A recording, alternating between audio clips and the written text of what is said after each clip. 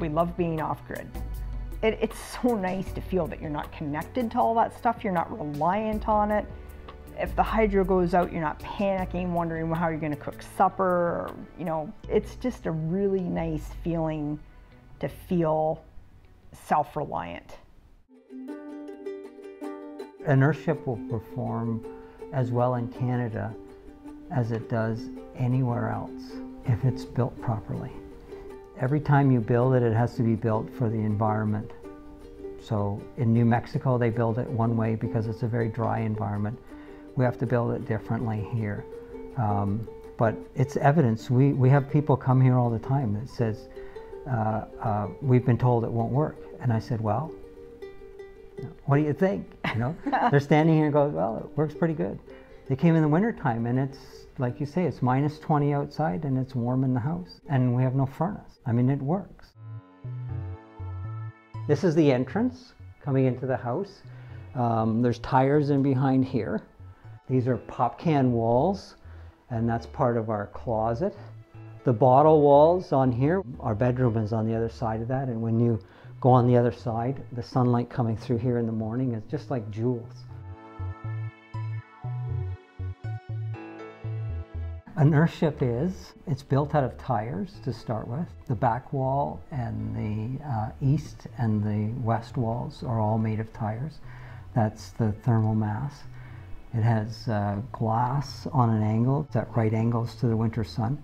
It produces all its own electricity, collects all its own drinking water, and takes care of its wastewater. It's supposed to take care of everything in-house. There's a lot of recycled material in here. There's a lot of pop cans and bottles for the bottle walls, and of course the tires. The tires were delivered to the property for free. Really? That people wanted to get rid of them so badly, they delivered them to us. All the tires in the house, there's 1,200 tires. The bathroom is on the front of the house. This is according to Michael Reynolds' original plans, and he says that you always put the bathroom on the south wall. So it's nice and warm. The shower is warm in the evening. When you take a shower in there, all of the walls have heated up all day. So you have the heat radiating out, so you have a warm shower. The composting toilet got us out of having to have a septic system. This is a non-electric, so that it doesn't have a heating pad in, it doesn't consume any electricity. The sink and the shower are around the corner. The sink was handmade for us. The idea is the sink is open so you can get a wheelchair right up to the sink. And the same thing with the shower, it's just a level entry. So our idea is to try and stay here as long as we can. We don't know what it's going to be, our lives are going to be like down the road. So if it buys us a couple more years in the house, it's worth it. There are things you have to get used to. You have to adapt your lifestyle to this way of living, because you can't, the house and your power supply dictates when you can do things. Like, you can't just do wash whenever you feel like it.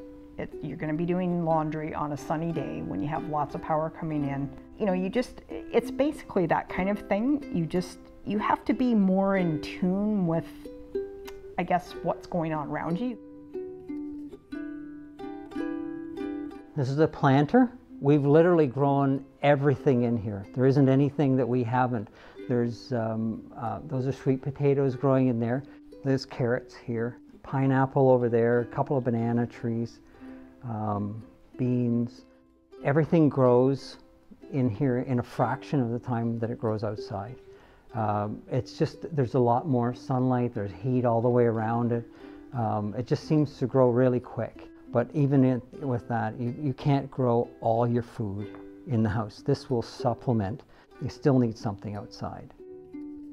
We try to produce as much as we can our own food with a large garden, and we're growing fruit trees and things, and trying to be as self-sustainable that way as we possibly can.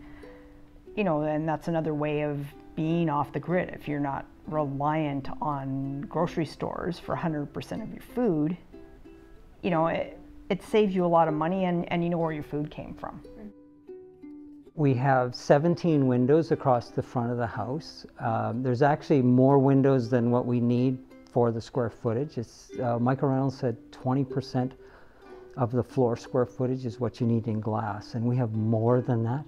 So we have a bigger furnace than what we need for this square footage. The glass needs to be on right angles to the winter sun. So December 21st, the sun and the glass should be at right angles to each other. And what that's going to do is it's going to allow the sun to come in and penetrate right in. So there's a tremendous amount of energy coming in. In the summertime, the sun literally only comes in as far as the planter. So it doesn't come back there anymore. So the house is nice and cool. The bottom windows are straight up and down because we want to be able to open them. And we have 6 on each end that will open to lots of air come into the house. So on those really warm days, tremendous amount of air comes in, and a tremendous amount of air can go out through all the venting that we put in the house. So, I mean, in the wintertime, most times we're sitting probably on Celsius around 22 degrees. Getting a building permit was easy, for us anyway. This county was very open to this type of building. They welcomed it actually, and as long as we had an engineer and an architect on board with it, they were fine with every part of it. We have 600 square feet upstairs, and there's 2,400 on the ground floor. There's a reason for the size. People think, well, I could make a much smaller one, but it does need to have a certain amount of size to work properly. It needs enough window area to heat this space. It'll hold 70 to 72 degrees year-round with no energy and no air conditioning. I mean, this is so far beyond, it's not even measurable.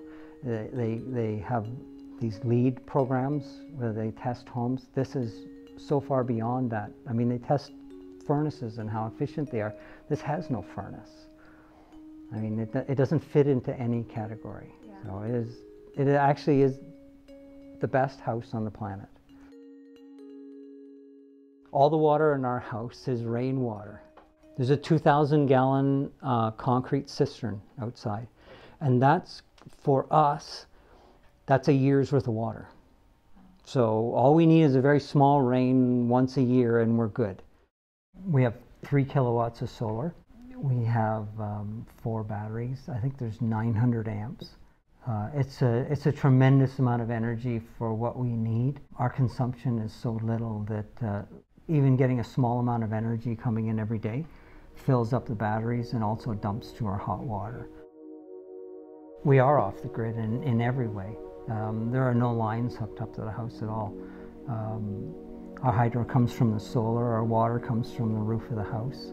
We have no septic system, which was a huge savings, and we have a composting toilet, a greywater system. We have no bills, none at all. I think it's important for everybody to leave less of a footprint and live as sustainably as possible. So it's not necessarily saving the planet, because we can't do that on our own, but if we can show other people, you know, if they can follow in our footsteps, that's a good thing. We're looking at something that was more efficient than what we were living in, and we're actually looking at retiring sooner. And the house that we were living in was going to be nothing but bills.